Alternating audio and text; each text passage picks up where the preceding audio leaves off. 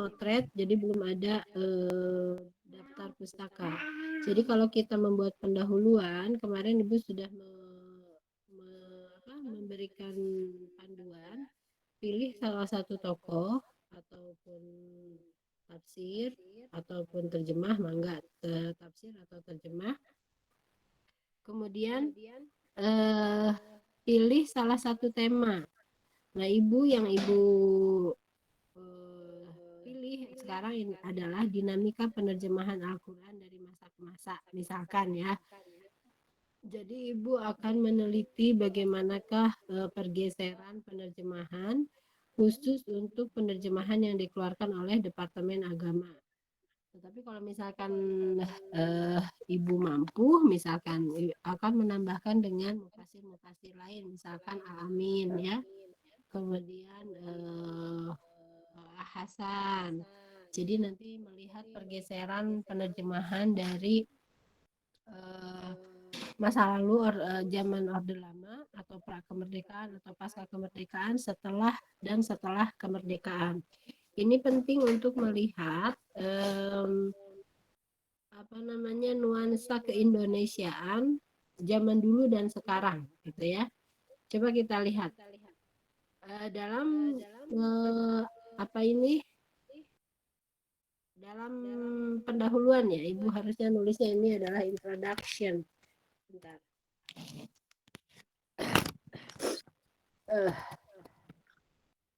Introduction atau pendahuluan. Nah, sudah ada yang tidak masuk lagi? Kalau Ibu buka jendela, tidak terlihat ada yang masuk, ada yang tidak. Jadi kalau nanti ada yang masuk, kalian kasih tahu aja di pakai voice ya. Selanjutnya, introductionnya ini bisa saja belum terlalu bagus ya, tetapi coba lihat, introduction itu adalah berisi tentang latar belakang. Kan kemarin, kemudian fokus kajian, kemudian alasan memilih tema, gitu kan. Ini sudah ada yang disampaikan, ada juga yang belum. Misalkan gini, sejak Islam datang di Indonesia, baik prakemerdekaan ataupun pasca kemerdekaan, sudah banyak usaha penerjemahan yang dilakukan, baik oleh individu maupun lembaga. Nah, di sini harusnya ada daftar pustaka. Jadi minggu depan kita akan terlempar.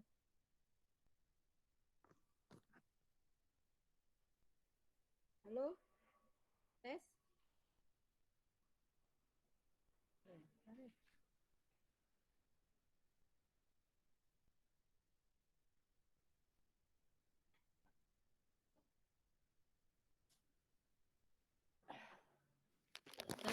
ya?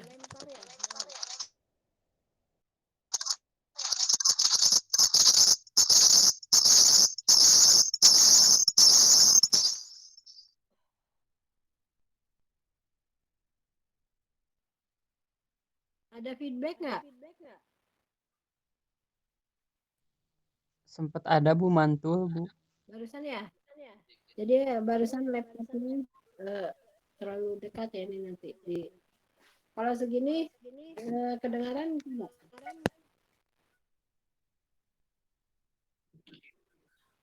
Bentar. Berarti ini yang salah ya, bentar.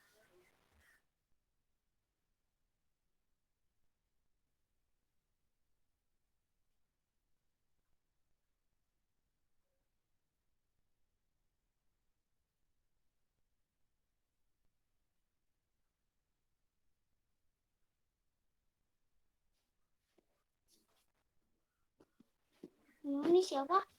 Ini Bunda.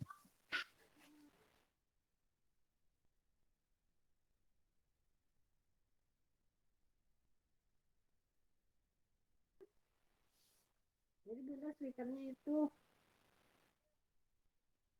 ini nggak ada speakernya. Laptop ini jelek.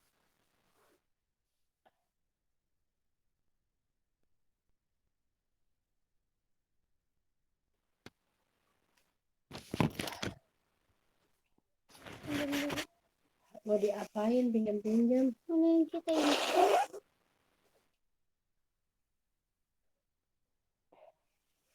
Ini bentar. Tadi mute. Ya ini di mute. Karena kalau nggak di mute ini feedback. Jadi ya ini yang nggak di mute. Ini tadi mute. Iya. Ini coba lihat. Sejak Islam datang di Indonesia, baik prakemerdekaan ataupun pasca kemerdekaan, sudah banyak usaha penerjemahan yang dilakukan, baik oleh individu ataupun lembaga. Nah ini harusnya tes. Nah harusnya ini adalah daftar pustaka. Jadi nanti kalian kalau memasukkan daftar pustaka itu di sebelum titik atau koma ya. Jadi jangan di luar titik atau di setelah koma. Di antara tokoh yang menerjemahkan Al-Quran diantaranya Al-Hasan tahun sekian. Nah ini juga harusnya menggunakan rujukan. Sudah sampai di sini itu adalah pembuka ya. Nah penerjemahan ini masih di pendahuluan. Penerjemahan ini sebagai upaya vernakularisasi agar pembahasa lokalan ya, kalian sudah membahasnya di tafsir Sunda. Penerjemahan ini sebagai upaya vernakularisasi agar pesan-pesan Al-Quran diterima oleh masyarakat. Kementerian Agama sendiri, ini ibu langsung ke sini. Kementerian Agama sendiri setidaknya sudah melakukan lebih dari 3 kali revisi penerjemahan. Nah ini harus menggunakan rujukan ya. Sejak pertama kali melakukan penerjemahan pada tahun 1165, terjemahan ini direvisi sebanyak ini diulang nih. Setidaknya ini terjemahan ini direvisi sebanyak 3 kali. Ini tidak perlu. Atau yang di atas nanti dihapus gitu ya. Yaitu pada tahun 1189 yang fokus merevisi pada aspek redaksi disesuaikan dengan perkembangan bahasa Indonesia yang mengalami penyempurnaan ejaan pada tahun 1972. Ini juga rujukan. Jadi ini introduction ini memperkenalkan dinamika penerjemahan di Indonesia, khususnya yang ini berkaitan dengan Kemenag ya, dengan Kemenag. Nah, nanti di sini harusnya juga disebutkan, misalkan terjemahan Hasan tahun sekian, Umar Bakri, kemudian HB Yasin dan lain sebagainya. Jadi ditambahkan nanti jadi kita lebih kaya lagi. Betul tidak ada dinamika penerjemahan Al-Quran di Indonesia kan gitu. Untuk melihat dinamika itu kita harus menyebutkan data yang banyak berkaitan dengan penerjemahan Al-Quran. Kemudian tadi kan sudah ya, ada 3 kali revisi atau 3 kali updating penerjemahan gitu kan. Al-Quran Kemenag ini kemudian dicetak secara resmi. Tadi kan lama tuh 1965 sampai 1989 direvisinya. Berarti kan 20 tahun ya. 20 tahun baru ada revisi. Itu pun karena ada penyempurnaan ejaan. Jadi yang dulunya misalkan C itu tulisannya jadi TJ gitu ya, itu diperbaiki. Al-Quran Al-Quran Kemenag ini kemudian dicetak secara resmi dan terus-menerus direproduksi untuk memenuhi kebutuhan masyarakat Indonesia. Nah ini juga harus ada tanda rujukan. Termasuk Al-Quran yang dicetak dan termasuk Al-Quran yang dicetak Saudi Arabia pada tahun 1990. Nah, ya. Jangan jauh-jauh. Ya, jadi ini berkaitan dengan tafsir terjemah Kemenag. Kalian pernah melihat nggak terjemah coklat yang dikeluarkan oleh Saudi Arabia? Nah, itu ternyata adalah terjemahan tahun 1989. Ya, yang Quran yang mushafnya adalah mushaf Utsmani, berbeda dengan mushaf kita. Jadi mushaf kita itu rasamnya berbeda dengan yang dicetak oleh King Saud ya.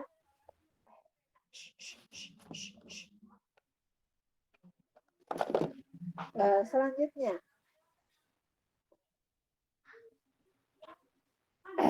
lama tidak melakukan updating terjemahan Al-Quran, maka pada tahun 1998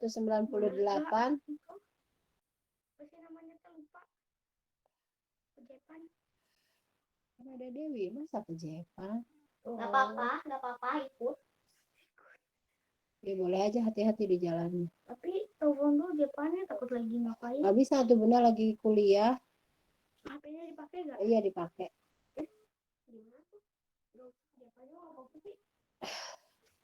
Sebentar ya. Nah, masih menggunakan terjemahan ini.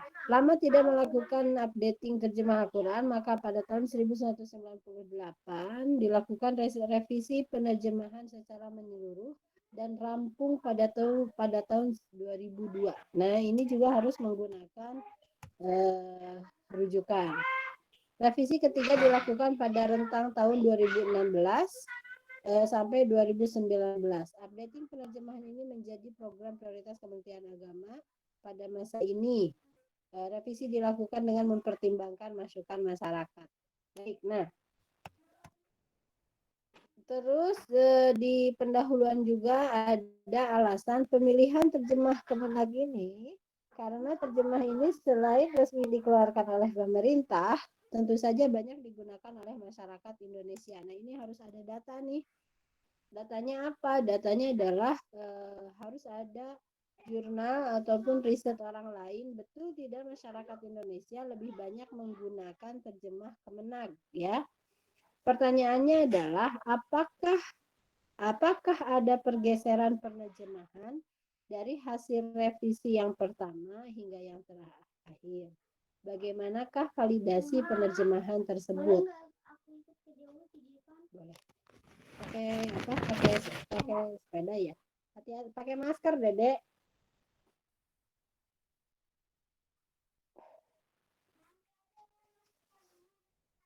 Hati-hati. Nah, sampai di sini ini kita sudah mulai dari latar belakang, kemudian gambaran. Kita akan sudah mulai ada gambaran. Gambarannya berkaitan dengan tafsir Kemenag ya. Nah, sampai di sini ada pertanyaan tidak? Bagaimana kalian membuat tugas?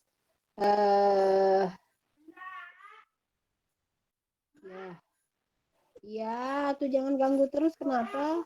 Aku buka ini karena aku nggak kejepan. Nggak boleh. Ayahnya juga belum datang. Boleh di sini aja bukannya? Ya.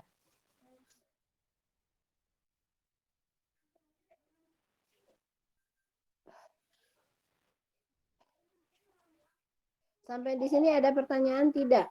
Kemarin ada yang mencatat bagaimana membuat pendahuluan. Apakah di sini sudah tercover belum? Coba kalian cek. Yang belum itu adalah literatur review. Nanti kita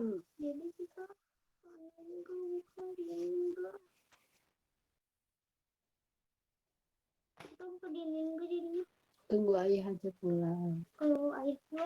Kalau ayah pulang kemudian pergi, kita pergi. Kan kita udah masak. Kalau ayah pulang? Ya tunggu ayah saja.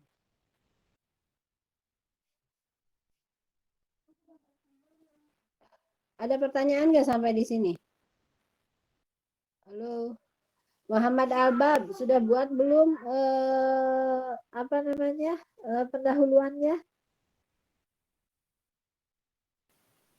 Siapa yang sudah membuat? Gunawan sudah buat belum?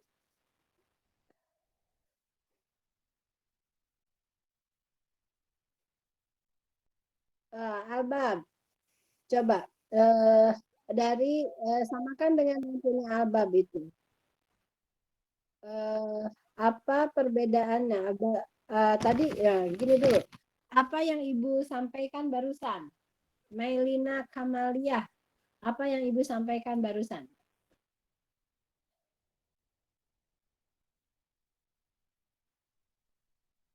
Melina ya tuh. Husni Paujan. Husni. Husni hadir tuh. Hadir, Bu. Nah, Husni, apa yang Ibu sampaikan barusan? Jadi di pendahuluan itu isinya apa? Eh, Kalau yang saya ini ya Bu, yang saya rumuskan dengan teman-teman, di dalam pendahuluan itu ada semacam asal masal kita membuat eh, kemudian ada kayak rujukan-rujukan data-datanya Bu, kayak yang tadi Bu sampaikan, seberapa persen sih masyarakat Indonesia menggunakan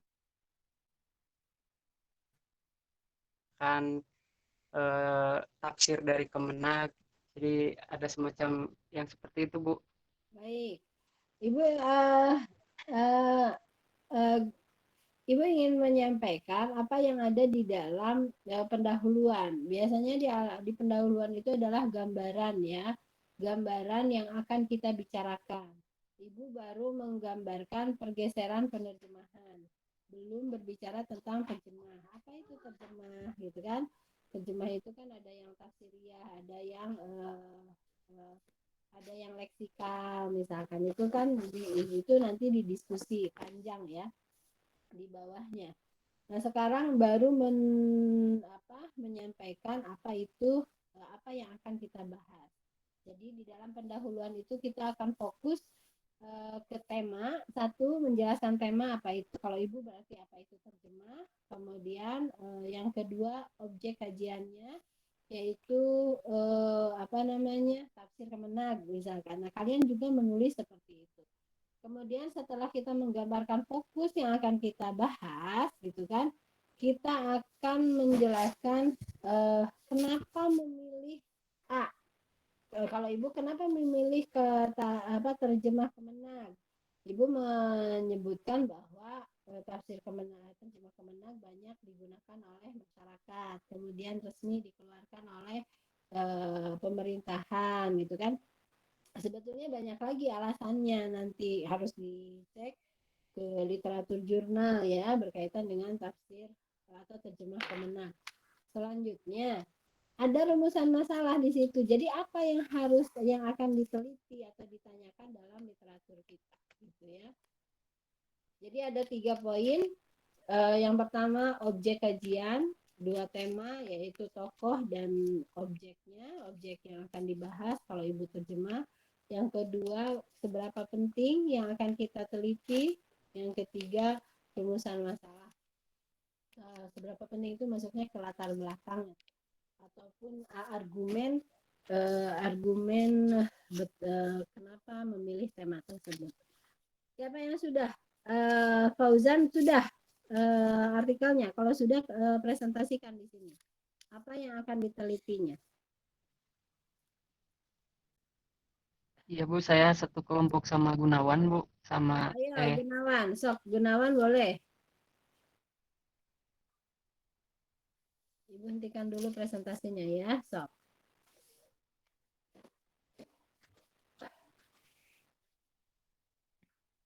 Siapa yang presentasi Gunawan? Albab sudah selesai belum? Ya, sok. Mau Gunawan atau Albab dulu? Gunawan sok, silakan. Share screen.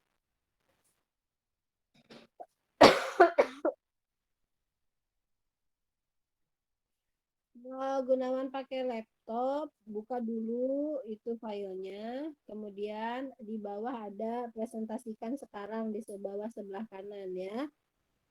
Presentasikan kemudian buka jendela. Nah, jendela itu yang kemudian dipilih. Kalau Gmail gitu, kalau Zoom bisa ambil dari file. Kalau ini harus dibuka dulu jendelanya. Mangga.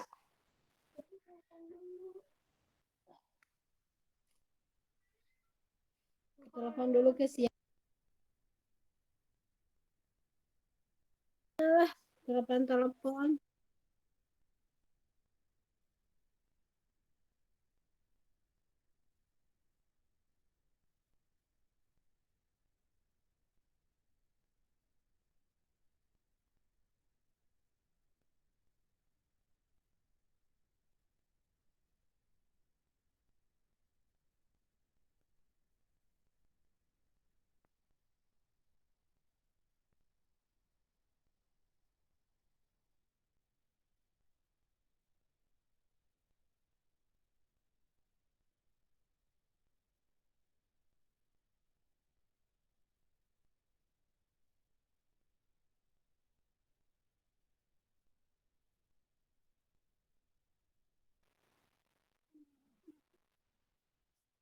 Waalaikumsalam warahmatullahi wabarakatuh. Hari Ibu tadi assalamualaikum tuh pas ngajar.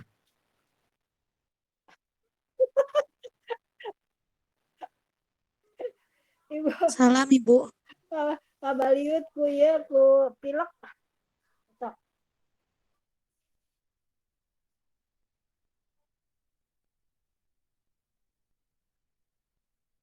Iya.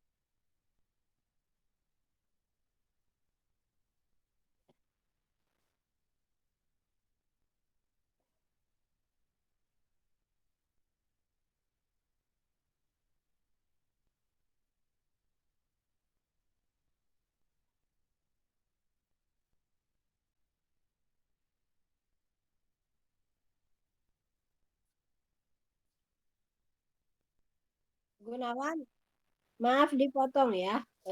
Ini mau meneliti apa? Sesinya jangan diberhentikan. Ini mau meneliti apa?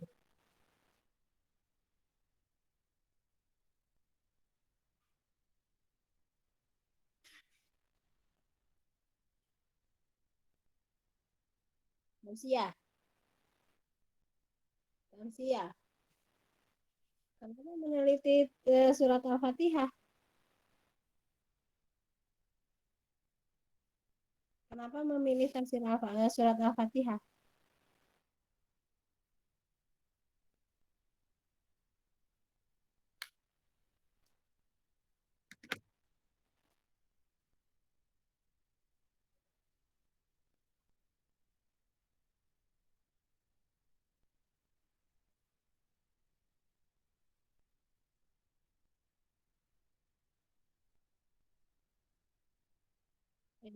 Bentar.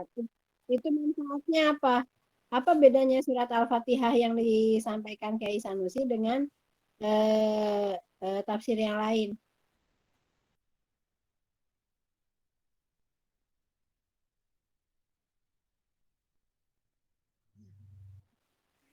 Jadi nanti ya sebetulnya mata kuliah kita itu menggabungkan semua beberapa mata kuliah ya, mulai dari metodologi penafsiran, metodologi penelitian, termasuk tafsir Nusantara ya. Jadi kalau kalian ingin memilih tema, tema itu apa namanya ada nanti ditemukan hal baru di dalam tema tersebut. Kalau misalkan nanti Kiai Sanusi itu berbicara surat Al-Fatihah, apa bedanya dengan misal penafsiran Kiai Sanusi dengan penafsiran yang lain itu berkaitan dengan surat Al-Fatihah. Kemudian kenapa milih tamsiah, Gunawan?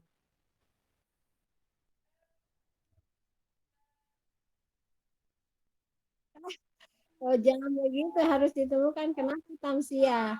Nanti gini, kalau mau teliti dulu kelebihan tamsiah cari di jurnal ataupun bandingkan dengan Rodotul Irfan dan Maja. Tamsiah itu isinya seperti apa? Misalkan satu, dia berbahasa Indonesia, berarti kan bisa dibaca oleh masyarakat Indonesia. Kemudian bagaimana menyajikannya, nah itu dalami dulu tamsiahnya.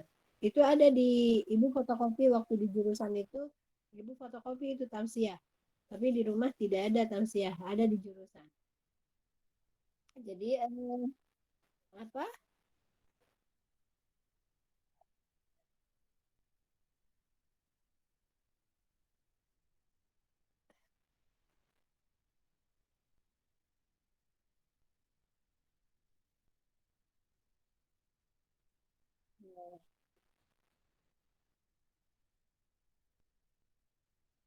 Uh-huh.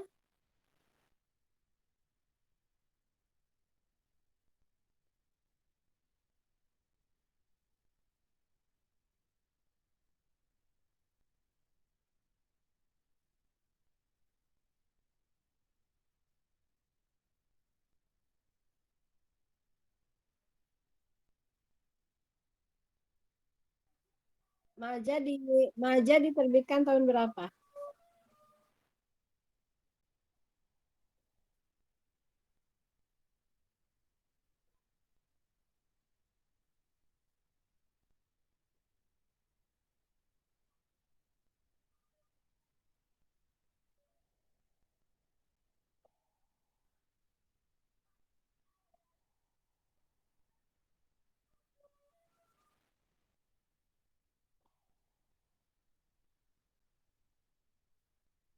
Jadi memang tamsiah dengan Maja dan Rodotul Irfan itu tamsiah muslimin itu lebih dulu disusun ya. Jadi ketika ketika Kiai Sanusi itu menyusun tamsiah itu kan berbahasa Indonesia. Zaman dulu 1980-an atau 1990-an, 28 32 itu menerjemahkan Al-Quran ke dalam bahasa Roman, bahasa Latin itu bid'ah ya. Jadi kenapa disebut bid'ah? Karena dianggap itu adalah bahasanya bahasa penjajah. Jadi kalau kalian masih mendengarkan misalkan khutbah menggunakan bahasa Arab, kemudian mengalogat dengan menggunakan Arab Pegon, Sunda Pegon, itu adalah warisan-warisan zaman dulu yang sempat mengharamkan atau membid'ahkan ulama yang menerjemahkan dengan bahasa Indonesia dengan menggunakan huruf Latin atau huruf Roman. Salah satunya adalah Kiai Sanusi.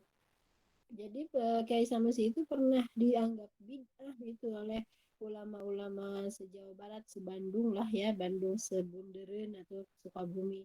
Karena menerjemahkannya dengan bahasa Indonesia. Itu kan luar biasa apa namanya? Data sejarah yang menampilkan kepada kita bahwa menerjemahkan Al-Quran saja perlu perjuangan.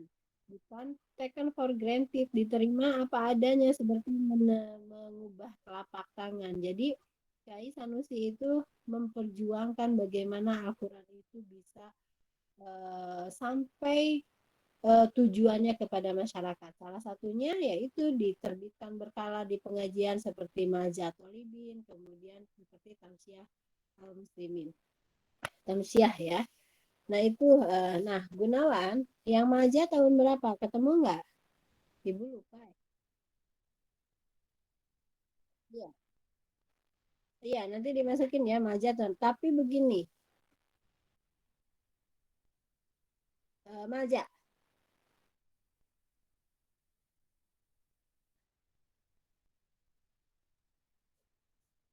Tapi selebarannya itu sudah mulai dari 1930-an Gunawan. Yang mana selembarannya ya? Jadi itu kayak Sanusi itu rajinnya luar biasa. Jadi zaman penjajahan dengan pangan yang ditindas oleh penjajah gitu ya. Tapi ulama itu Kiai Sanusi itu sangat produktif. Jadi kalau beliau ini menurut keluarganya ya, entah kalian baca di artikel atau tidak, tapi menurut keluarganya ketika kakak kelas kalian itu PPM ke Gunung Puyuh, Kiai Sanusi itu sering menyampaikan sholat subuh, misalkan pasaran, pengajian untuk masyarakat seperti Maja itu adalah untuk masyarakat. Masyarakat umum membaca Rodotul Irfan, Kiai Sanusinya di mejanya itu adalah Maja. Nah itu setelah beliau menyampaikan itu besoknya itu disebarkan. Jadi tradisi tulis itu sudah terjadi sejak sebelum kemerdekaan, disebarkan. Bahkan kalau kalian baca di mejanya itu ada harga langganan. Mungkin di Tamsiah juga ada harga langganan ya. Ketika artikel Kiai Sanusi disebarkan. Nah, khusus untuk artikel draft Gunawan, jadi begini, jangan itu kan yang berbicara tentang Kiai Sanusi begini dengan panjang lebar itu nanti di bawah isinya adalah diskusi. Jadi kalau introduction itu Gunawan cukup menyebutkan yang sangat penting di tamsiah itu apa, ya? Belum. Yang sangat penting di tamsiah itu apa? Misalkan perbedaan Maja dengan tamsiah dulu sebutkan sebutkan perbedaan dengan Rodotul Irfan. Kemudian sebutkan perbedaan dengan tafsir yang lain. Misalkan kalau Gunawan menemukan ya, mudah-mudahan menemukan. Jadi nanti disebutkan kehebatannya dulu kenapa milih tamsiah. Catatnya Gunawannya Hizbul Hilal. Nah selanjutnya setelah itu Ibu sih menyarankan jangan karena mungkin data ya, tapi jangan surat Al-Fatihah gitu loh. Itu terlalu sedikit. Kalau perlu ini kan tamsiah. Nah, Gunawan di tamsiah kelihatan ada kiroatnya nggak? Aduh ibu lupa. Dulu pernah buka isinya seperti apa, tapi belum buka lagi. Tamsiah isinya seperti apa? Apakah seperti terjemahan biasa atau ada tafsirnya? Kalau menurut ibu sih ya PDF-nya dikirim di grup. Nanti kalau bisa mana tamsiah itu apakah berbentuk terjemah atau tafsir? Kalau misalkan bentuknya terjemah, maka nanti yang ditelitinya berarti terjemahan. Kalau misalkan tafsir berarti tafsirnya gitu. Nanti mungkin seperti itu. Jadi kalau bisa mah jangan jangan hanya tafsir hanya Al-Fatihah, nanti analisisnya terlalu sederhana. Nah, sampai di situ dulu ya. Besok sudah selesai, kemudian literatur review. Besok sudah nambah ke literatur review Gunawan. Jadi sekarang perbaiki dulu tadi kenapa memilih tamsiah. Sebutkan kehebatan tamsiah bandingkan dengan yang lain gitu ya. Apakah itu dengan Maja atau Rodotul Irfan. Kemudian temanya, berikan alasan kenapa tema itu dipilih. Ya. Kemudian langsung seperti rumusan masalah apa yang mau diteliti oleh Gunawan. Setelah itu baru literatur review. Jadi besok sudah mulai kita discussionnya di literatur review. Berarti 1 jam. Berarti kalian harus membaca jurnal. Kemarin 3, nambah sekarang 3, berarti sudah 6 literatur jurnal per orang. Gitu ya. Karenanya nanti di grup kirim, misalkan Gunawan baca artikelnya ini. Jadi ibu bisa tahu mana yang lebih banyak berkontribusi ke dalam artikel yang dibuat. Sudah ya Gunawan itu ya reviewnya ya. Selanjutnya siapa? Husni segrup sama Gunawan. Ya. Iya. Iya, terima kasih. Terima kasih Gunawan sudah tadi tapi begini nanti layoutnya itunya gaya selingkungnya download di Albayan yang terbaru, jangan pakai footnote di bawah. Jadi sudah pakai body note ya, sudah pakai body note. Jadi apa yang Ibu lakukan ini sesungguhnya adalah latihan untuk kalian untuk kalau untuk lembaga ya, untuk lembaga eh, untuk mempertahankan akreditasi. Kenapa Bu? Apa hubungannya dengan artikel? Karena di dalam apa namanya? Di dalam reputasi prodi itu ada tulisan mahasiswa yang dipublikasi di jurnal nasional, kemudian eh, ada tulisan mahasiswa bersama dosen yang disitasi. Yang disitasi itu adalah yang dikutip.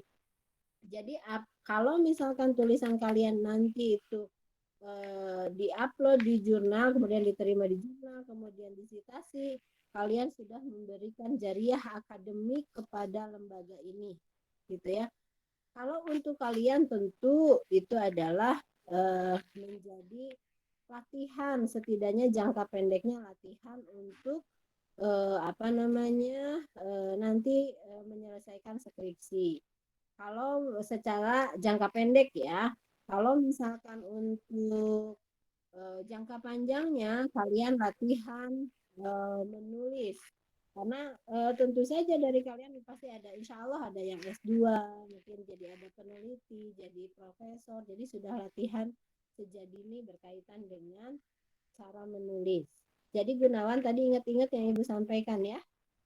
Jadi jangan terlalu banyak memperkenalkan dulu nanti, tapi itu tidak maksudnya tidak apa namanya tidak mubazir, nanti itu akan ada di bagian diskusi di bawah ya. Bagus Gunawan. Selanjutnya siapa? Albab, Melina, Inilah Bu, Yudi. Bu, tapi masih Ya, tanpa silakan. tidak apa-apa Bu.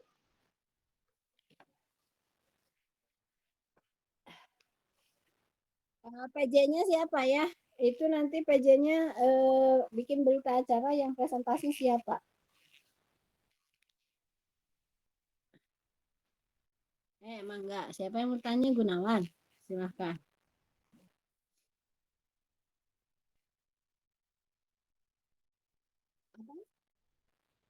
Harus di-download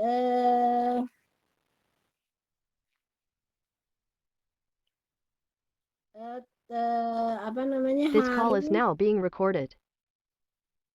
harus di-download di jurnal Bayan itu menggunakan body note. Jadi nanti kalian nulisnya bukan lagi footnote tapi di body note-nya. Jadi di body note itu di dalam kurung tadi yang Ibu, oh ini harusnya ada daftar pustaka, ini ada daftar pustaka gitu loh. Selanjutnya, tadi siapa Yudi ya? Sok Yudi. Yang mau dicoba presentasikan Bu.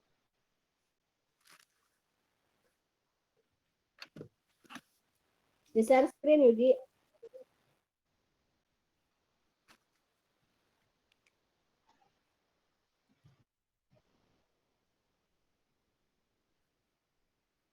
Bisa Bu.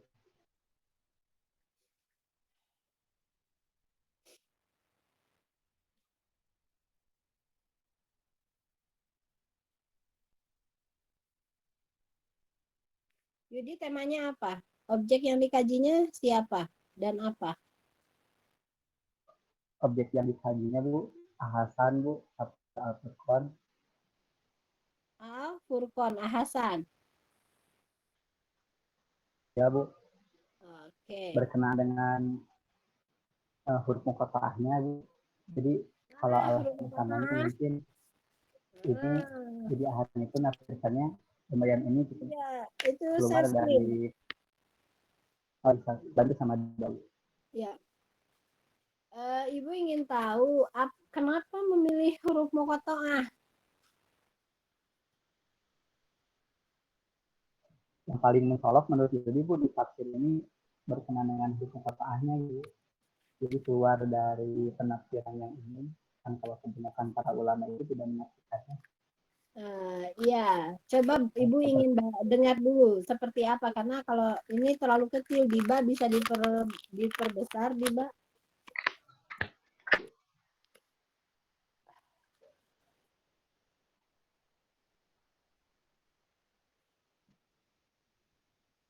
Bacakan saja ya. Ya sok, baca dulu. Ya. Bismillahirrahmanirrahim. Judulnya penafsiran Fawaid Suwar dengan huruf muqatta'ah pada kitab Al-Furqan karya Hasan. Non penafsiran Pendahuluannya siapa Fawaid Yudi Suwar pembuka penafsiran surat Fawaid Fawaid Suwar Suwar. Baik. dengan Terus huruf-huruf muqatta'ah. ya. Al-Quran merupakan kalam Allah Subhanahu wa Ta'ala yang diturunkan kepada Nabi Muhammad SAW yang beribadah dengan bacanya. Al-Quran juga merupakan mukjizat bagi Nabi Muhammad. Indahan bahasa dan kedalaman maknanya tidak ada yang dapat menandingi. Jika seluruh makhluk berkumpul dan saling membantu untuk menyayangi dan membuat yang semisalnya, niscaya tidak ada yang mampu walau hanya sekedar saja. Salah satu bentuk pemujizatan Al-Quran terletak pada pembuka-pembuka suratnya. Mengetahui dan memahami pembuka-pembuka surat dalam Al-Quran merupakan salah satu bagian penting bagi setiap umat muslim, terlebih lagi bagi setiap pengkaji Al-Quran. Imam Asy'uti di dalam kitabnya Al-Itqan menyebutkan bahwa ada 10 macam pembuka-pembuka surat dalam Al-Quran. Beliau mengatakan, "I'lam annallaha iftataha Al-Qur'ani bi asyrati anwa'in minal kalam." Ketahuilah bahwa Allah Subhanahu wa Ta'ala telah membuka surat-surat Al-Quran dengan 10 macam bentuk dari kalamnya. Dari 10 macam bentuk pembuka surat tersebut, pembuka surat dengan huruf-huruf muqatta'ah yang paling nampak perbedaan penafsiran para ulama mengenainya. Di antara ulama yang mencoba menafsirkannya adalah Hasan di dalam kitabnya yang berjudul Al-Furqan. Hasan atau yang terkenal dengan sebutan Hasan Bandung adalah ulama Melayu kelahiran tahun 87 di negeri Singapura. Beliau di antara para ulama awal abad ke-20 yang sangat giat dalam melakukan gerakan pembaharuan Islam di Indonesia. Dakwah beliau melalui karya buah pemikirannya seolah-olah menyinari gelapnya Islam di Indonesia ketika itu, karena kejumudan yang meresap di dalam diri umat Islam Indonesia pada umumnya. Buah karya pemikirannya bukan hanya menarik perhatian dari orang-orang terdekat saja, bahkan berbagai elemen masyarakat memberi perhatiannya sampai tingkat para petinggi ketika itu, seperti proklamator Indonesia Insinyur Soekarno juga memberikan perhatian pada karya-karya dan pemikirannya. Di antara karya yang sangat memberikan manfaat adalah tafsir Al-Furqan, yaitu terjemah dan tafsir Al-Quran dalam bahasa Melayu. Karya ini termasuk khazanah para ulama yang sangat pantas untuk diapresiasi oleh umat Islam Indonesia pada khususnya. Tafsir Al-Furqan hingga saat ini masih banyak dibaca dan diteliti, bahkan dilakukan penyesuaian ejaan di buku IED yang diterbitkan oleh Universitas Al-Azhar Indonesia yang diprakarsai oleh siswa sendiri, Profesor Johar Abdul Qadir. Melalui tulisan ini, penulis akan memfokuskan pada pengkajian tafsir pembuka surat atau Fawaid Suwar dengan huruf muqatta'ah pada tafsir Al-Furqan karya Hasan. Ini hanya baru seperti itu, Bu. Baru mentah sekali. Mohon maaf. Ya.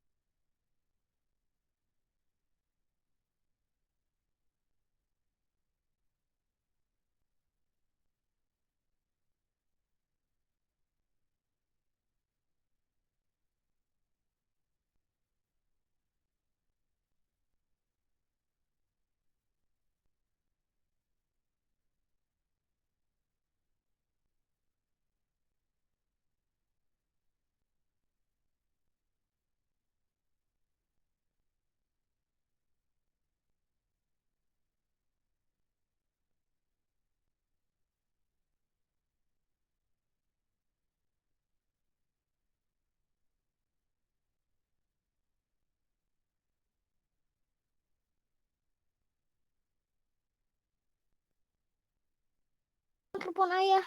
Bentar lah ganggu bunda ke kuliah heula. Atas teh. Sudah, Bu. Sudah, Bu. Gunawan. Jadi gini, Hasan. Hasan itu masih tidak terlalu banyak yang meneliti karena mungkin literaturnya yang tidak banyak, kemudian agak sulit untuk mencari data ya.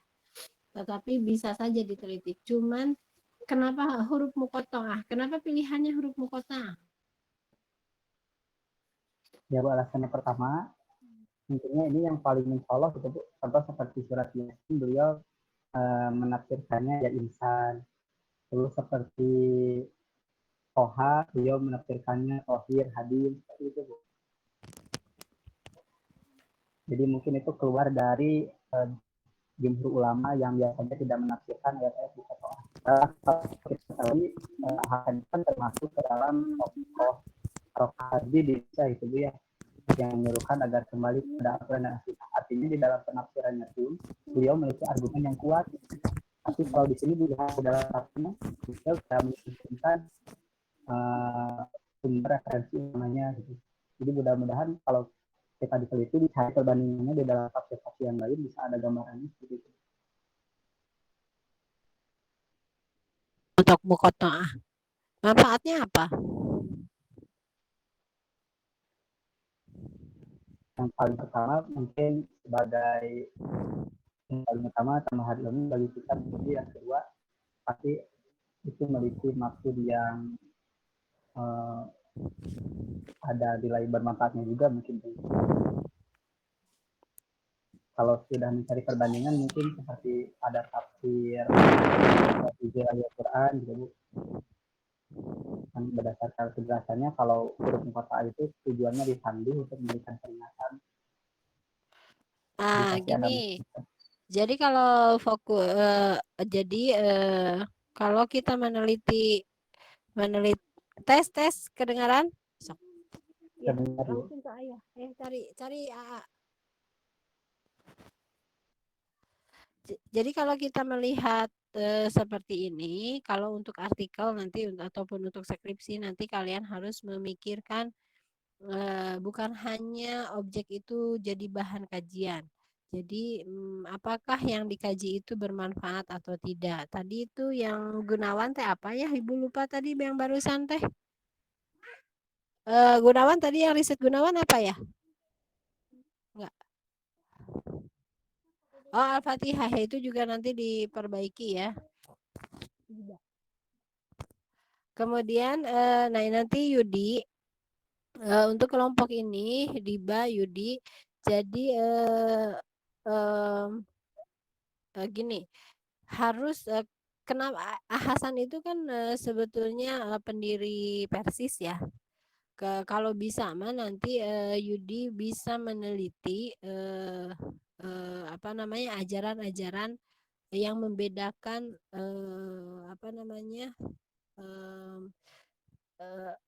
Hasan dengan yang lain. Misalkan gini. Kalau di Persis misalkan ya kan ziarah kubur tidak, tahlilan tidak ya, kemudian kunut juga tidak, kemudian apalagi ya fadhailul amal juga tidak gitu. Nanti lihat di Hasan di penafsirannya bagaimanakah ketika beliau menafsirkan hal-hal yang berkaitan dengan khurafat misalkan kemudian dan lain sebagainya apakah ada di dalam Hasan? Ini Yudi punya nggak kitab Hasannya? Alhamdulillah, Bu, baru beli, Bu, sengaja. Ada. Nah, nanti ada analisis, bukan kritik, ada analisis dari Yudi dan kawan-kawan. Hasan itu kan bahasanya Indonesia Melayu ya. Jadi sebetulnya kalau ketika Ibu bertanya ke anak-anak Persis dibaca nggak di Hasan, mereka nggak mengenal Hasan, tetapi dan tidak mengenal kitab terjemahannya gitu kan. Tetapi mungkin bisa saja ajaran-ajaran Hasannya itu lestari di mereka. Jadi nanti temanya bukan hanya menurut Ibu nih bukan hanya huruf-huruf muqatta'ah tapi misalkan modernisme dalam terjemahan Hasan Apa itu ciri modernisasi? Nanti kalian bisa baca apa itu yang disebut modernisasi gitu ya. Misal dalam ajaran Islam misalkan itu bisa ada di beberapa tulisan banyak di jurnal yang disebut dengan modern itu misalkan tidak khurafat, tidak menyatukan antara tahayul dengan mistik dengan ajaran Islam. Nah, itu bagaimana beliau ketika menafsirkan tentang ayat-ayat syirik misalkan gitu ya. Jadi seberapa tegas beliau menafsirkan tentang syirik gitu. Jadi kalau hanya huruf-huruf muqatta'ah nanti bisa saja menelitinya huruf muqatta'ah, tapi apa ya nanti untuk melihat jejak-jejak ahasannya di kita gitu. Apakah nanti teologi ahasan bisa bisa saja, tapi teologinya misalkan dia asy'ariyah tok gitu ya. Salaf kholaf gitu ya, kemudian turun kepada teman-teman di Persis seperti apa, bisa saja seperti itu. Kalau mau fokus di muqatta'ah silahkan, tetapi harus sampai ke apa namanya ideologi teologinya itu adalah akidah ya, akidahnya.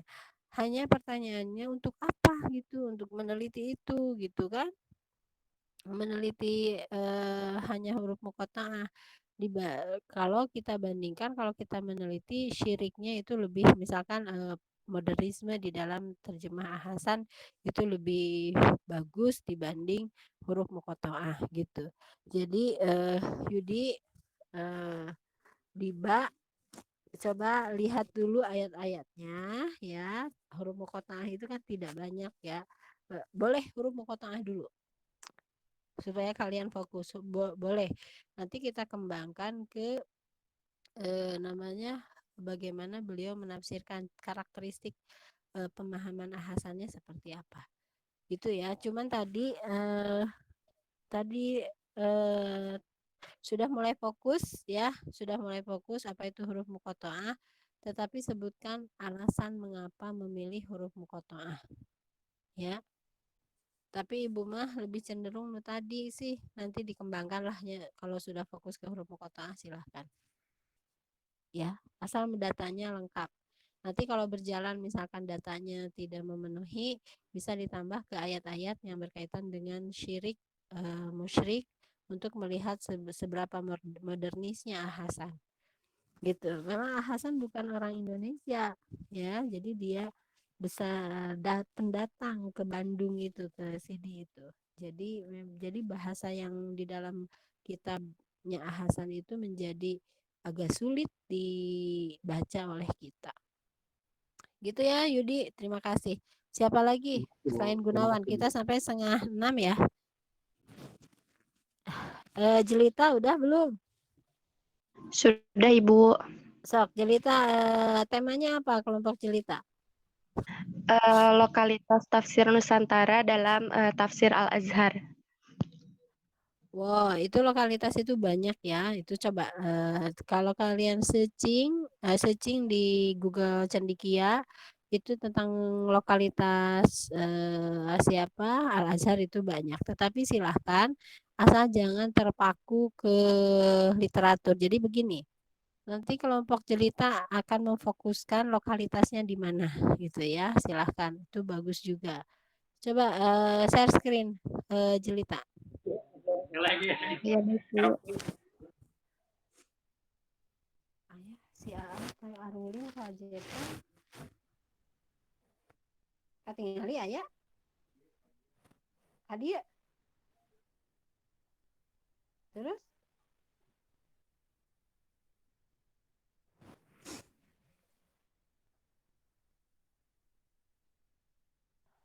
Dede bikin itu tuh pemarjan tuh di kulkas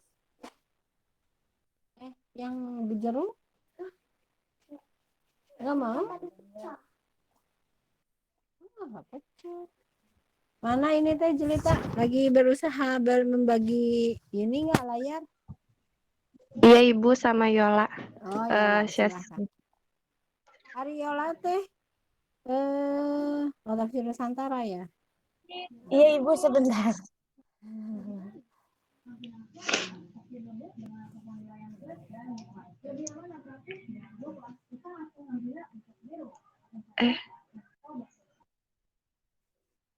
Jadi nanti kalau kita berbicara lokalitas Al-Azhar, nanti bikin outline-nya. Jelita semuanya ya, Yudi kemudian Gunawan bikin outline-nya meskipun kita basisnya artikel. Jadi outline-nya itu sama apa saja yang akan dibahas. Misalkan gini, outline-nya apa itu lokalitas gitu. Dari mana istilah lokalitas. Jadi tapi jangan lokalitas berasal dari kata, bukan, nggak usah. Jadi apa itu lokalitas gitu kan? Yang dimaksud lokalitas dalam penelitian ini adalah apa gitu. Kemudian persempit objeknya. Kita lokalitasnya akan menelitinya di mana saja gitu untuk Al-Azhar. Apakah di bahasanya ataukah nanti penggunaan diksi yang digunakan ataukah fusion of horizon-nya, cakrawala penafsirannya, lokalitasnya, kemudian di tema-tema tertentu. Jadi fokus di tema-tema tertentu untuk melihat lokalitas. Misalkan syafaat, penafsiran syafaat di Al-Azhar lokalitasnya ada tidak? Belum tentu ada. Tapi kalau misalkan tentang akidah atau namanya kebersamaan, kebinekaan itu ada tidak? Apa namanya persaudaraan? Mungkin saja ada. Coba lihat pendahuluannya.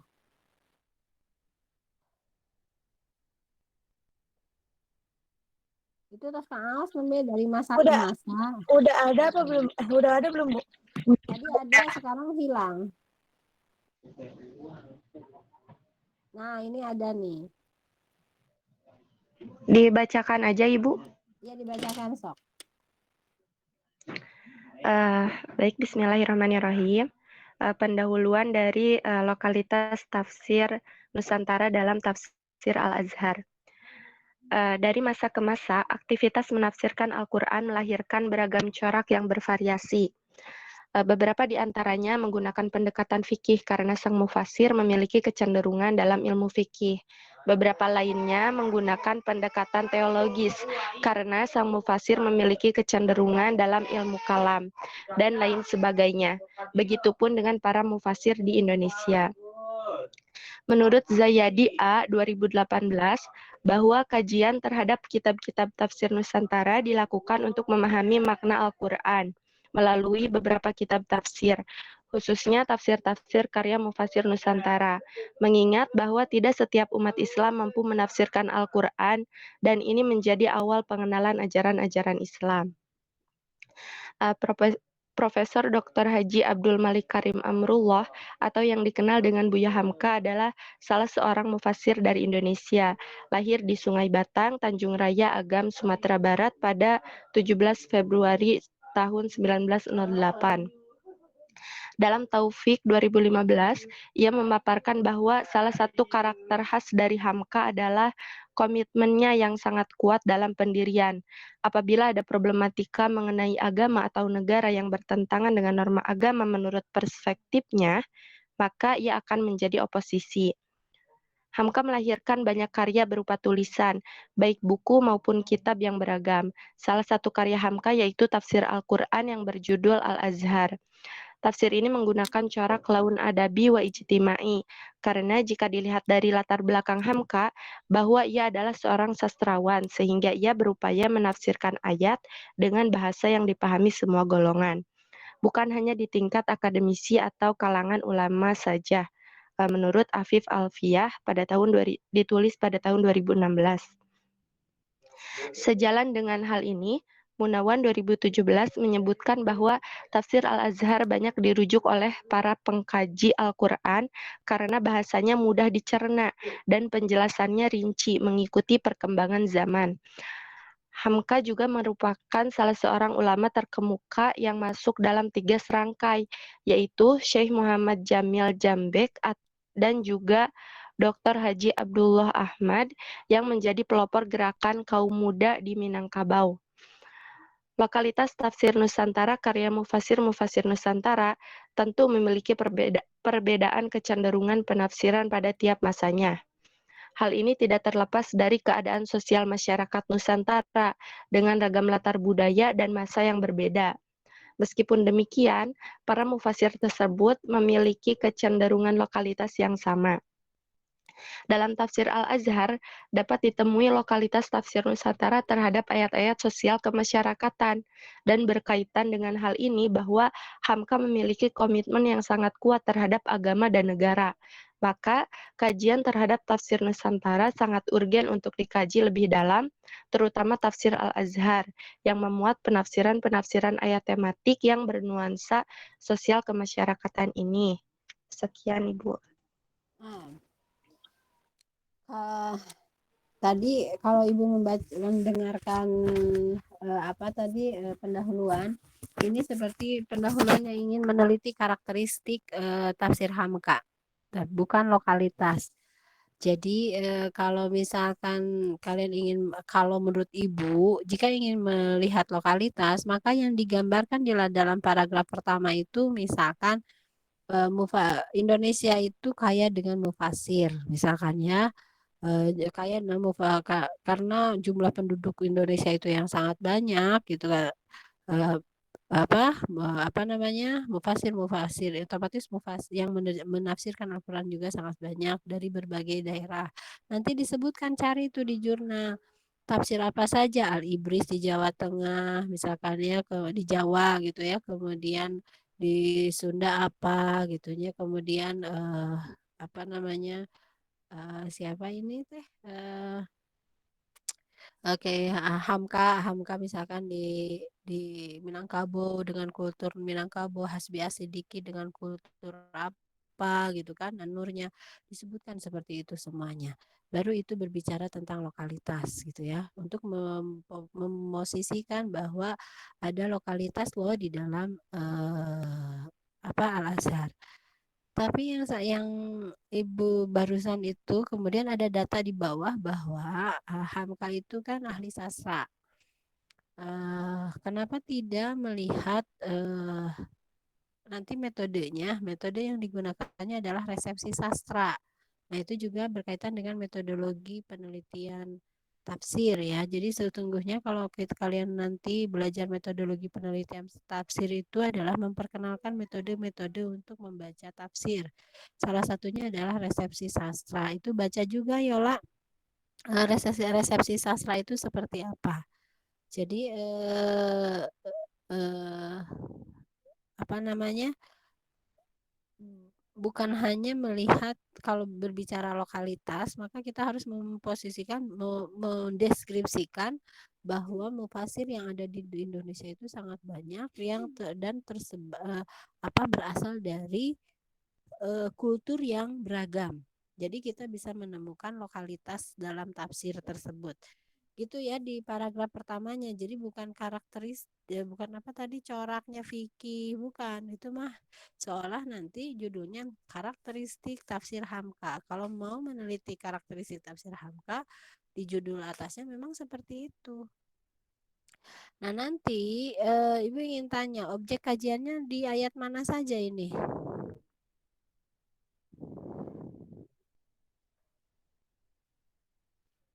Halo? Objek kajian? Masih baca-baca sih Ibu, tentang yang pasti tentang Apa? Tentang apa? sosial kemasyarakatan. Seperti itu, Bu. Itu kan ayat sosial kemasyarakatan itu banyak sekali. Banyak sekali. Jadi yang mana yang mau diteliti? Jadi punya kitabnya jilid berapa ini?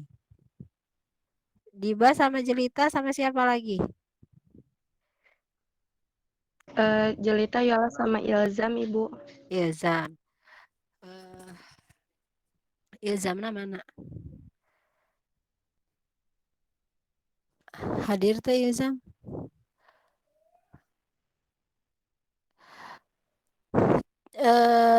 Sebentar. Jadi nanti yang mau jadi bahasannya misalkan kemasyarakatan terlalu. Jadi kalau ingin yang punya Al-Azharnya jilid berapa? Atau semuanya? Yola, Jelita. Belum di-download ya, Jeh. Ada gitu bisa di-download? Bisa di-download? Ada yang pernah nyebar linknya gitu, Bu. PDF tafsir. Oh iya benar, dulu juga Panablur pernah ngirim itu. Ibu jadi ingat, nanti Ibu cari juga ya di Korehan. Udah lama banget, tahun kapan itu? Iya ada memang. Tafsir Al-Azhar ya, kalau nggak salah ada. Cari aja ya link-linknya. Kalau ketemu nanti simpen di website IAT ya, link-link seperti itu. Jadi tidak sulit mencari data. Nah nanti gini, Yola kalau terlalu bingung untuk mencari lokalitas, satu misalkan kalau ibu menyarankan ya, berkaitan dengan bagaimana beliau menafsirkan warisan. Ya, cari di literatur yang ada, apakah sudah ada yang meneliti seperti itu, ya, warisan. Kemudian keberagaman, teh kebinekaan, ya yuhana suina khalaqnakum min dzakari wa unsa misalkan ya. Jadi begini, jadi kita fokus misalkan satu ke warisan yang bagaimana beliau menafsirkan tentang harta waris ya. Kemudian tentang kebinekaan atau persaudaraan. Nah, itu kan penting bagaimana dengan untuk melihat konstruk sosial yang Minangkabau tetapi berada di negara Indonesia. Bagaimanakah Hamka mengajarkan kepada kita berkaitan dengan persaudaraan. Gitu ya, itu saja, fokus di situ saja ya. Jelita sama Yola, jadi tidak terlalu banyak nanti. Kalau misalkan ada biistimai tentang sosial itu banyak sekali, ada muamalah, ada pernikahan dan lain sebagainya. Lihat gitu. Jadi nanti cari ayat tentang persaudaraan dan tentang apa lagi? Tentang apa tadi teh? Keberagaman. Keberagaman dengan warisan. Cukup itu saja ya. Gitu ya Yola, Jelita sama Ilzam, mudah-mudahan Ilzam juga hadir. Siapa lagi nih? Kita punya waktu 10 Iya, menit baik izin Ibu, ya. terima kasih. Hana atau Fitria? Iya, Bu. Siapa ini? Hana sekelompok dengan siapa? Sudah Sama belum? Rizal, Bu. Sama Rizal sama Saiful Ulum. Sudah ada, mana draftnya? Ada, Bu, bentar. Nanti begini, yang belum presentasi, berarti besok presentasi sudah menambahkan literatur review. Jadi nanti yang Ibu review sekarang itu perbaiki tambah dengan literatur review ya. Jadi kalau Ibu berbicara sekali, jangan harus diulang-ulang lagi. Ini temanya apa, Hana? Asalnya tuh sama Bu kayak yang tadi Jelita, lokalitas, tapi ini mah tafsir Quran Karim. Tapi tadi kata Ibu kan lokalitasnya dalam hal apa begitu ya? Iya. Nah, ini baru tadi banget mikirnya, Bu. Ya. Ya, itu tuh Gimana? baru nembak-nembak aja. Apa itu? Yang ditembaknya apa? Tadi aku ini Bu penafsiran ayat tentang kewajiban menutup aurat. Soalnya itu dari skripsi orang, jadi kayak beda gitu beliau menafsirkannya. Ya. Kalau fokus ingin menutup aurat, jadi Hana harus banyak literatur tafsir Nusantara. Ayat yang berkaitan dengan aurat itu apa? Gitu ya. Misalkan An-Nur ya. Bagaimanakah mufasir Nusantara itu menafsirkan tentang aurat? Dari mulai siapa? Tarjuman, mulai kemudian Hamka, Hasbi, kemudian lain sebagainya itu bagus. Nanti minta bantuan kawan yang punya yang literatur yang lain, misalkan ini apa tokohnya? Ini mah Mahmud Yunus, Bu. Mahmud Yunus misalkan ya. Jadi begini, ini bagus nih menurut Ibu mah penelitian tentang aurat bagus. Sekarang kan bergeser ya. penelitian tentang aurat itu. Dulu zaman ibu orang tua ibu itu pakai kerudungnya nyangsang ya. Jadi ada pakai kerudung panjang yang pasmina kalau sekarang mah ya. Tapi nggak sampai hanya nutup di sampai rambutnya mah kemana-mana. Tapi sekarang itu kerudungnya bukan hanya kerudung, sudah pakai nikob gitu. Nah pertanyaannya itu kan tradisi Indonesia ya, itu kan orang Indonesia.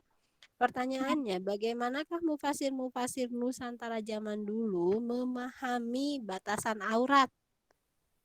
Tapi jangan dari satu mufasir, nggak keren. Jadi harus minimal 5 mufasir.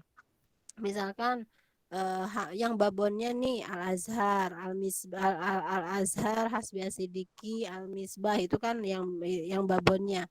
Kemudian Al-Ibris, kemudian yang Gus siapa itu udah 5 tuh, yang Gus tuh. Kemudian ini Mahmud Yunus, kemudian siapa lagi? Itu kan hanya kajian terhadap surat An-Nur kalau nggak salah kan? An-Nur Iya, ayat sama 31, Bu. ayat 31 kan?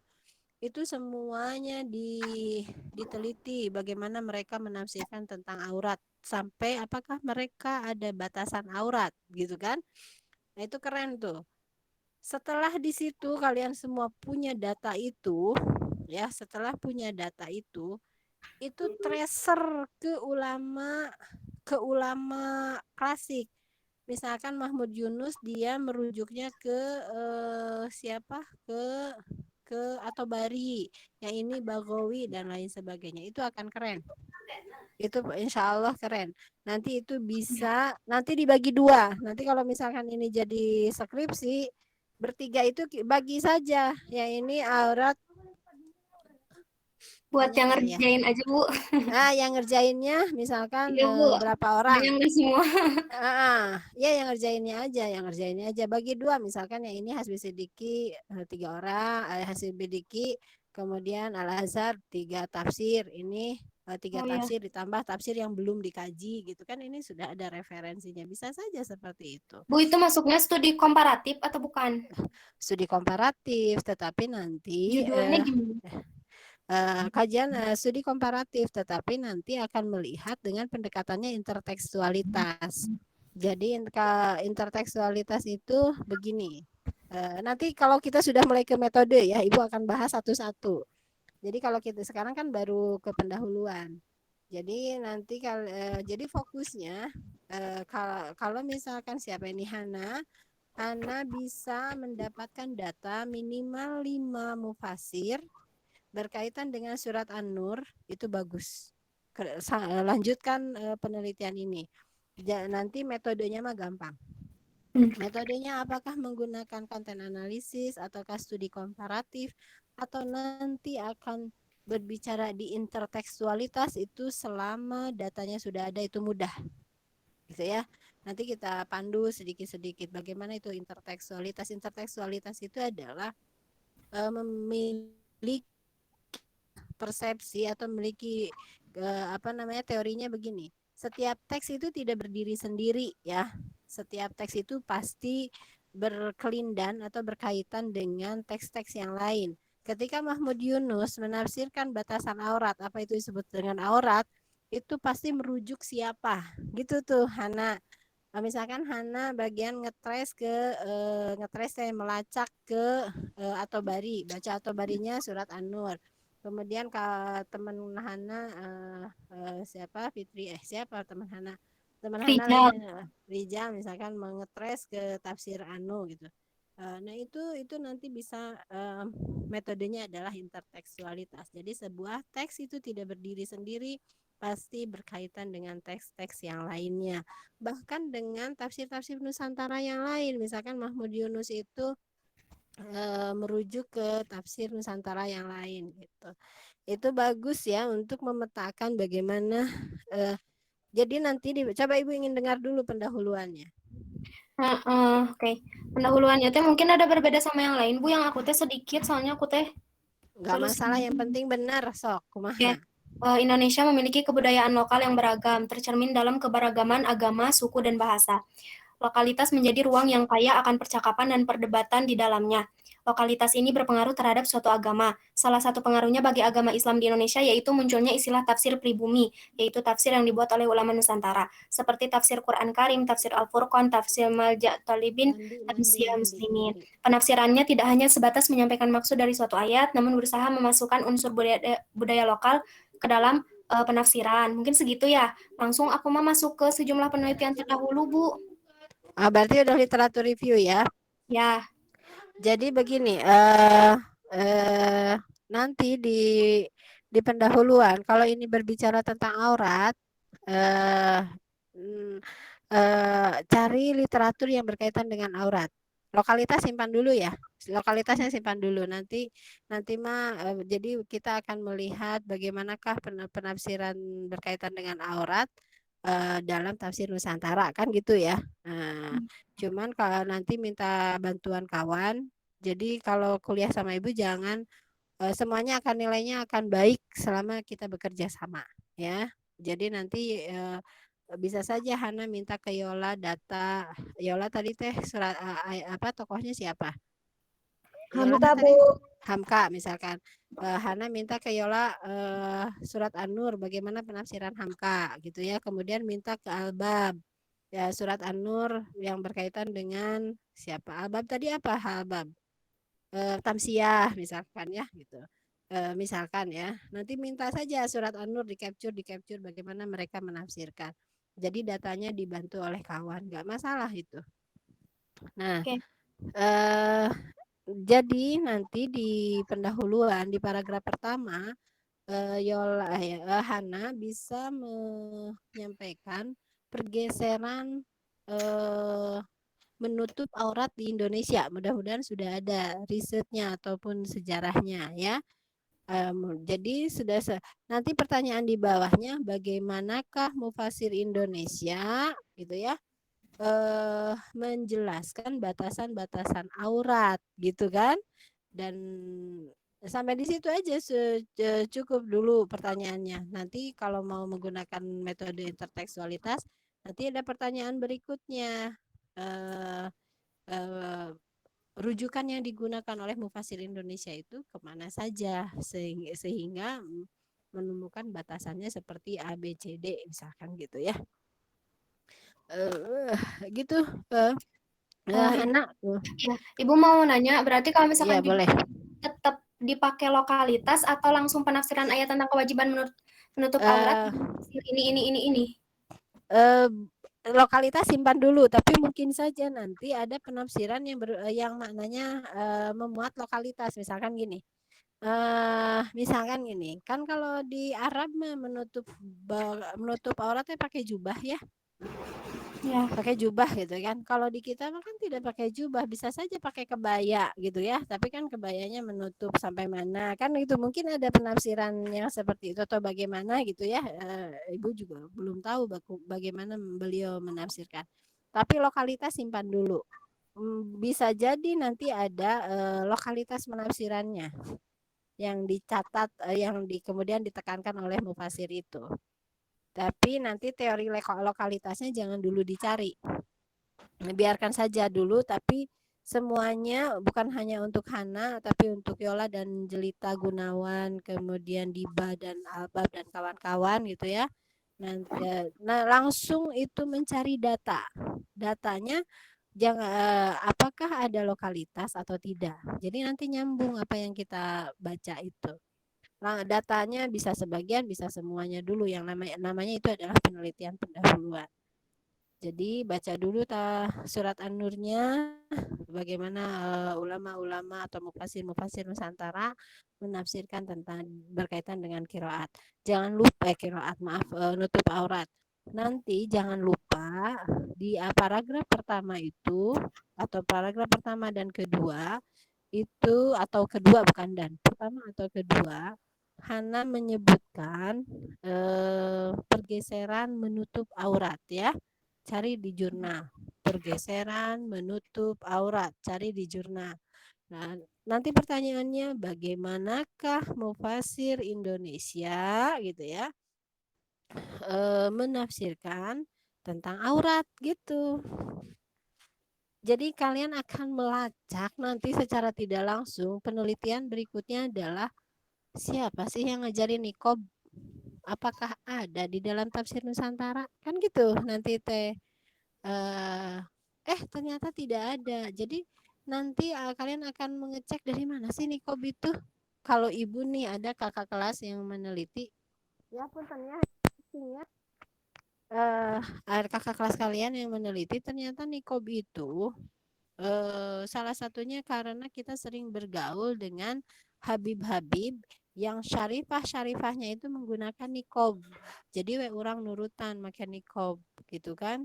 Itu baru riset pendahuluan ya. Nanti akhirnya seperti apa ibu juga belum tahu. Nah pertanyaannya seperti itu Hana. Itu kan kerennya maksudnya teh novelty-nya udah kelihatan. Kita akan mengecek bagaimana para ulama tafsir Nusantara menafsirkan tentang aurat, batasannya seperti apa, kemudian apakah berpengaruh ke rakyat bangsa Indonesia gitu kan? Nanti itu mah berjalan dipakai. Baik, sampai di sini ya, cukup ya, Hana, Fitriani minggu depan ya. Kemudian kawan-kawan yang lain minggu depan, terima kasih sudah membuat apa namanya paper sisanya ataupun mudah-mudahan ibu ada waktu silahkan share di WhatsApp, ibu akan baca, insya Allah ibu baca, kemudian direview melalui tulisan ya, gitu aja ya. Bagus, sudah berusaha dan sudah mulai lengkap, sudah mulai diskusi, tapi untuk pendahuluan belum dulu ada diskusi terutama berkaitan dengan tokoh-tokoh tadi yang sudah lengkap. Itu yang pertama tuh udah mulai lengkap berbicara tentang tokohnya. Baik, terima kasih. Ada pertanyaan nggak sampai di sini? Ada pertanyaan tidak sampai di sini? Kalau tidak ada, kita cukupkan sampai di sini. Ibu akan siap-siap menyajikan untuk buka. Sudah ya? Terima kasih. Ada yang pertanyaan? Tidak ada? Ini tolong simpan di meja Bunda. Ini simpan di meja Bunda. Terima kasih. Mudah-mudahan bermanfaat. Mohon maaf atas segala kekurangannya. Rabbana atina fid dunya hasanah wa fil akhirati hasanah wa qina azabannar. Assalamualaikum warahmatullahi wabarakatuh. Oke PJ, ya terima kasih. PJ mohon di capture yang hadir di Gmat ya, di capture di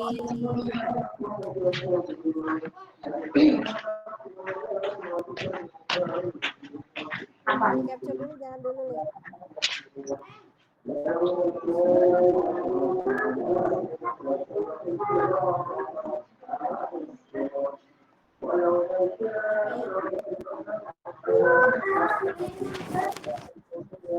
Yuk, terima kasih ya. Sudah ya Diba ya? Siapa tadi? Yola yang share layar. Terima kasih ya. Nuhun, yuk. Assalamualaikum warahmatullahi wabarakatuh. Waalaikumsalam warahmatullahi wabarakatuh. Terima kasih, Bu. Terima kasih, Bu.